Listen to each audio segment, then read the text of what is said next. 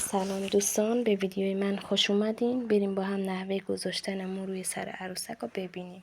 ابتدا از وسط ابروی عروسک 2 سانتی بالاتر دور تا دور سر عروسک رو چسب میزنیم تا فرق سر، یا که میتونید یه دور چسب بزنید بعد موی عروسک رو بچسبونین، بعد دور بعدی رو چسب بزنین، همینطوری تا فرق سر ادامه بدین. برای گذاشتن مو هم توجه کنید که هلال مو باید طرف سر باشه و اینکه میتونید چسبم از خرازی ها تهیه کنید. اسم چسبش هم که رازی کرفت هست که هر خرازی که برین معمولا دارن.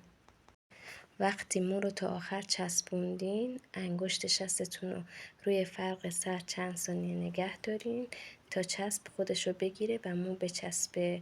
امیدوارم از این آموزش لذت برده باشین و خوشحال میشم منو سابسکرایب کنید. موفق باشید. خدا نگهدار.